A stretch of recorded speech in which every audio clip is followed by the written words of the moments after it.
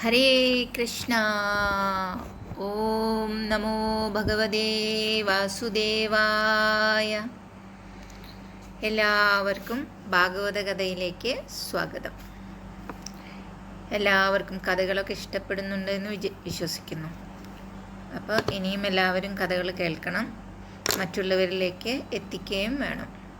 അപ്പോൾ നമുക്ക് തുടങ്ങാം. ഇന്ന് നമ്മൾ പറയാൻ പോകുന്നത് മൂന്നാമത്തെ സ്കന്ധത്തിലെ 19ാമത്തെ കഥയാണ്. ലോകപത്മത്തിൽ ബ്രഹ്മദേവൻ. ഉപദേശങ്ങൾ നൽകുന്ന മൈത്രേയ മുനിയെ തൻ്റെ നല്ല വാക്കുകൾ കൊണ്ട് വ്യാസപുത്രൻ സന്തോഷിപ്പിച്ചു. ജ്ഞാനിയും നിർവികാരനും നിർഗുണനുമായ ഭഗവാന് ഗുണങ്ങളും പ്രവൃത്തികളും സൃഷ്ടികാര്യങ്ങൾക്കിടയിലൂടെ ലീലകൾ പോലെ എങ്ങനെ ചെയ്യാൻ കഴിയുന്നു? കുഞ്ഞുങ്ങൾ ആഗ്രഹങ്ങൾ കൊണ്ടോ മറ്റുള്ളവർ ചെയ്യുന്നത് കണ്ടിട്ടോ കളിയിൽ തൽപരരാകുന്നു. എന്നാൽ നിത്യതൃപ്തനായ ഭഗവാനെ ലീലകൾക്ക് പ്രേരിപ്പിക്കാൻ ആർക്കു കഴിയും? ഭഗവാൻ യോഗമായ കൊണ്ട് വിശ്വത്തെ സൃഷ്ടിക്കുകയും പരിപാലിക്കുകയും സംഹരിക്കുകയും ചെയ്യുന്നു. ജീവൻ നശിക്കാത്ത ജ്ഞാനസ്വരൂപൻ പിന്നെ എങ്ങനെ മായയോട് ചേരും? എല്ലാ ശരീരങ്ങളിലും വസിക്കുന്നത് ഭഗവാൻ തന്നെയാകയാൽ കർമ്മക്ലേശവും ആനന്ദക്കുറവും ഉണ്ടാകാനിടയില്ല. പിന്നെ മനസ്താപവും സങ്കടവും എങ്ങനെ ഉണ്ടാകും? മനസ്സിൽ സംശയങ്ങൾ ഫണമുയർത്തുമ്പോൾ അജ്ഞാനം കണ്ണു തുറക്കുന്നു. എന്തു വേണം? വിതുരർ പ്രതിവിധികൾ ആരാഞ്ഞു. എന്നേക്കുമായി മുക്തി നേടിയ ജീവന് അജ്ഞാനത്താൽ ബന്ധനവും അതുമൂലം കഷ്ടപ്പാടും ഉണ്ടാകുന്നു. അതെങ്ങനെ സംഭവിച്ചു? എല്ലാം ഭഗവാന്റെ മായയാണ്. പ്രേരിപ്പിക്കുന്നതും മായ, പ്രേരിപ്പിക്കാതിരിക്കുന്നതും മായ. ഒന്നും യുക്തി കൊണ്ട് മനസ്സിലാക്കുവാൻ കഴിയില്ല. ഉറക്കത്തിൽ സ്വപ്നം കാണുമ്പോൾ തൻ്റെ തല ആരോ വെട്ടിക്കളഞ്ഞ പോലെ തോന്നിയേക്കാം. അത് ഇല്ലാത്തത് ഉണ്ടെന്ന് തോന്നുന്നതാണ്. വെള്ളത്തിൽ കാണുന്ന ചന്ദ്രൻ്റെ പ്രതിബിംബം ഇളകുന്നതുപോലെ തോന്നാറില്ലേ? എന്നാൽ അത് ചന്ദ്രനെ ബാധിക്കാറില്ലല്ലോ. അതുപോലെ ശരീരധർമ്മങ്ങളൊന്നും ആത്മാവിനെ ബാധിക്കില്ല. ഭഗവാനിൽ എല്ലാ ഇന്ദ്രിയങ്ങളും ഏകാഗ്രമായി തീരുമ്പോൾ സുഷുപ്തി പ്രാപിച്ചവന്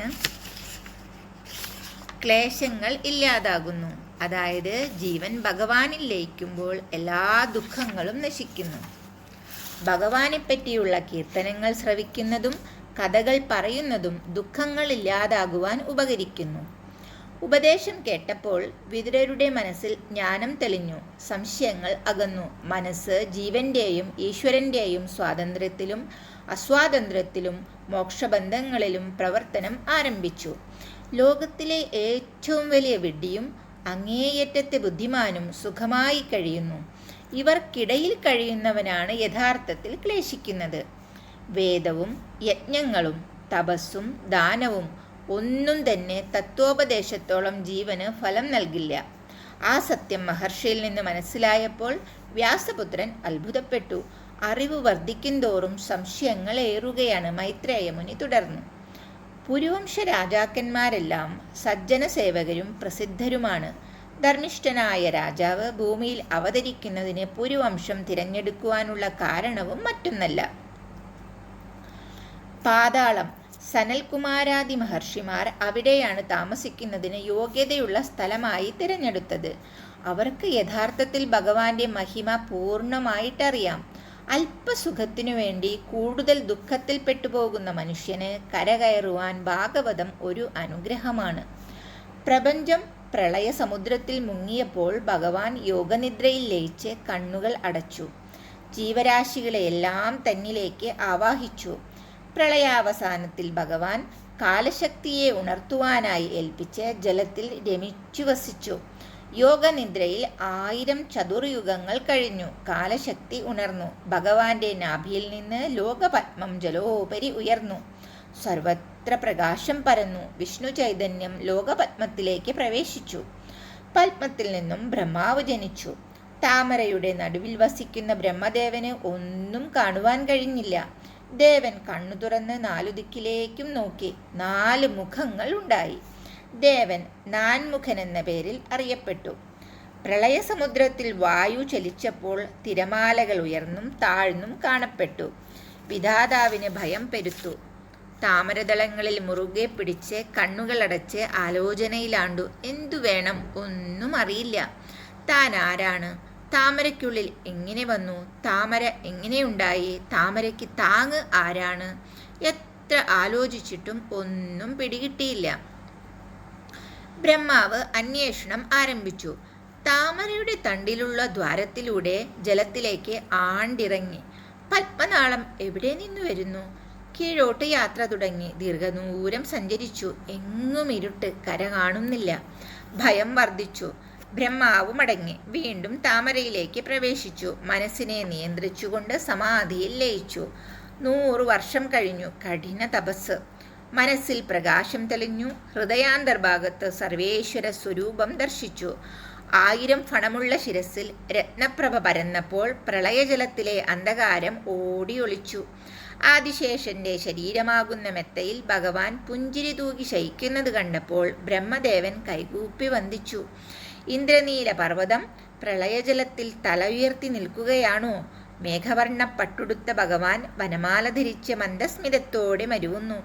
3 ലോകവും സന്നിവേശിപ്പിച്ച തങ്കവിഗ്രഹത്തിൽ ചാർത്തിയ ആടയാഭരണങ്ങൾ കാണുവാൻ എന്തു കൗതുകം! വേദമന്ത്രങ്ങൾ ഉരുവിട്ട് ഭഗവാനെ പൂജിക്കുന്ന ഭക്തന്മാർക്ക് ആഗ്രഹങ്ങളെല്ലാം സാധിക്കുന്നു. പ്രജാസൃഷ്ടി ആഗ്രഹിക്കുന്ന ബ്രഹ്മാവിന് സൃഷ്ടിഹേതുക്കളായ നാഭി, പത്മം, ജലം, വായു, ആകാശം എന്നീ 5 വസ്തുക്കളെയും ദർശിക്കുവാൻ കഴിഞ്ഞപ്പോൾ ഭഗവാന്റെ കാരുണ്യം കൊണ്ട് സൃഷ്ടി ആരംഭിക്കുവാൻ കഴിഞ്ഞു. ഇനിയും കാരുണ്യം വർഷിക്കുവാനിടയാകട്ടെ പ്രാർത്ഥിച്ചുകൊണ്ട് ബ്രഹ്മാവ് ഭഗവാനെ സ്തുതിക്കുവാൻ ആരംഭിച്ചു. ദൈവാനുഗ്രഹം എത്രയുണ്ടായാലും കർമ്മം ചെയ്യണം, എങ്കിൽ മാത്രമേ കാര്യം വിജയിക്കൂ. തപസ്സു ചെയ്യൂ, വീണ്ടും തപസ്സു ചെയ്യൂ. ഭഗവാൻ ഉപദേശിച്ചു. ബ്രഹ്മാവ് ആനന്ദത്തിലമർന്നു. തപസ് വീണ്ടും ആരംഭിച്ചു. ദേവൻ ശക്തിയാർജിച്ച് പ്രജാസൃഷ്ടിയിൽ ഏർപ്പെട്ടു. ഹരേ കൃഷ്ണ. അങ്ങനെ നമ്മുടെ ഒരു അധ്യായം കൂടി കഴിഞ്ഞിരിക്കുന്നു. അപ്പോൾ എല്ലാവരും നാമം ജപിക്കുന്നുണ്ടെന്ന് വിശ്വസിക്കുന്നു. നമ്മുടെ ഈ ജീവിതത്തിൽ നമുക്ക് വേറൊന്നും പ്രാപിക്കാനില്ല. നമ്മളെപ്പോഴും ഭഗവാന്റെ നാമങ്ങളാണ് ഭഗവാൻ. നാമം ജപിച്ചാൽ അത് വേറെ ഒന്നുമല്ല, അത് നമ്മൾ ഭഗവാനെ നേരിട്ട് കാണുന്നത് പോലെയാണ്. അപ്പോൾ എല്ലാ ദുഃഖങ്ങളും മാറും. നമ്മൾ ഈ ജീവിതത്തിൽ നമ്മുടേതെന്ന് കരുതുന്ന മക്കളായാലും നമ്മുടെ വീടായാലും സ്ഥലമായാലും ജോലിയായാലും ഒന്നും നമ്മുടേതല്ല. അത് നമുക്ക് ഒരു താൽക്കാലിക ഒരു നിമിഷത്തിന് വേണ്ടി തന്നിരിക്കുന്നവയാണ്. അത് നാളെ നമ്മളതൊക്കെ ഇട്ടിട്ട് ഇവിടുന്ന് വീണ്ടും തിരിച്ച് ഭഗവത് സന്നിധിയിലേക്ക് തന്നെ പോകേണ്ടി വരും. അപ്പോൾ ഭഗവാൻ എന്താ പറയണതെന്ന് വെച്ചാൽ, ഭഗവൻ നാമങ്ങൾ നമ്മൾ എപ്പോഴും നിരന്തരം ജപിച്ചുകൊണ്ടിരുന്നാൽ നമുക്ക് ആ ഒരു കണക്ഷൻ ഉണ്ടല്ലോ, അത് നമുക്ക് ഭഗവാന്റെ നാമങ്ങളെ കൊണ്ട് തന്നെ ഛേദിച്ച് നമുക്ക് മുക്തി നേടുവാൻ കഴിയുമെന്നാണ് ഭഗവാൻ പറയണത്. അല്ലെങ്കിൽ നമുക്ക് എപ്പോഴും ആ ഒരു വേര് നമുക്ക് അറുത്തിടാൻ പറ്റില്ല. നമ്മളെ വീണ്ടും ഈ ഭൂമിയോട് കൂടിയിട്ട് അത് വീണ്ടും ബന്ധിപ്പിച്ചുകൊണ്ടേയിരിക്കും. നമ്മുടെ ബന്ധങ്ങൾ, ഏത് ബന്ധങ്ങളായാലും ശരി, അത് ആ ബന്ധങ്ങളൊക്കെയാണ് നമുക്ക് പിന്നീട് ബന്ധനങ്ങളായി തീരുന്നത്. അപ്പോൾ നമുക്ക് അതൊക്കെ മാറ്റി മക്കളെ വളർത്തുക എന്നുള്ളത് നമ്മുടെ ഒരു ധർമ്മം. എല്ലാ കാര്യങ്ങളും നമ്മുടെ ഒരു ധർമ്മമായിട്ട് കണക്കാക്കുക. പക്ഷെ നമുക്ക് അതിനോടൊന്നും അറ്റാച്ച്മെൻറ്റ് വല്ലാണ്ട് ഉണ്ടാവാൻ പാടില്ല. ആ അറ്റാച്ച്മെൻറ്റ് വന്നു കഴിഞ്ഞാൽ നമുക്ക് പിന്നീട് അത് ദുഃഖങ്ങളിലേക്ക് നമ്മളെ നയിക്കും. അപ്പോൾ എന്ത് ചെയ്യുമ്പോഴും അത് ഇപ്പം നമ്മൾ ചെയ്യുന്നതായിട്ട് നമ്മൾ ഒന്നും കരുതേണ്ട ആവശ്യമില്ല. നമ്മളെ ഭഗവാൻ ഒരു ടൂളായിട്ട് ഉപയോഗിക്കുന്നു എന്ന് മാത്രം കരുതുക. അത് ഭഗവാന്റെ ഇച്ഛപ്രകാരം നമ്മൾ ചെയ്തു, അത്രമാത്രമേ നമുക്ക് കരുതേണ്ട കാര്യമുള്ളൂ. അപ്പം അങ്ങനെ നമ്മൾ ജീവിച്ചു കഴിഞ്ഞാൽ നമുക്ക് ഇപ്പം ഞാൻ ഒരാൾക്കൊരു ഹെൽപ്പ് ചെയ്തു, അയാൾ എനിക്ക് തിരിച്ച് ചെയ്തില്ല, അങ്ങനത്തെ ദുഃഖങ്ങളൊന്നും നമ്മുടെ ജീവിതത്തിൽ ഉണ്ടാകാൻ പോകുന്നില്ല. ഓക്കെ, നമ്മളോട് ഭഗവാൻ പറഞ്ഞു, നമ്മളത് ചെയ്തു, അത്രയേ ഉള്ളൂ. അവിടെ തീരണം നമ്മുടെ കണക്ഷൻ. അപ്പോൾ പിന്നെ നമുക്ക് അവിടെ ഒരു ദുഃഖം എന്ന് പറയുന്ന ഒരു സംഭവം വരാൻ വഴിയില്ല പിന്നെ. അപ്പോൾ എപ്പോഴും എല്ലാവരും ഭഗവൻ നാമങ്ങൾ ജപിക്കുക, ഭഗവാന്റെ കാര്യങ്ങൾ സംസാരിക്കുക. മറ്റുള്ളവരുടെ കാര്യങ്ങൾ സംസാരിക്കുന്നതിനേക്കാൾ എത്രയോ നല്ലതാണ് നമ്മൾ ഭഗവാന്റെ കഥകളും ഭഗവാനെ പറ്റിയിട്ടും ഭഗവാനെ ഭക്തരെ പറ്റിയിട്ടും ഒക്കെ സംസാരിച്ചു കൊണ്ടേയിരിക്കുക. അപ്പോൾ അതിൽ പരം സുഹൃതം നമുക്ക് വേറെ കിട്ടാനില്ല. ഹരേ കൃഷ്ണ. ഇനി നാളെ നമുക്ക് വേറൊരു കഥയുമായിട്ട് വരാം. അതുവരെ എല്ലാവർക്കും ഹരേ കൃഷ്ണ.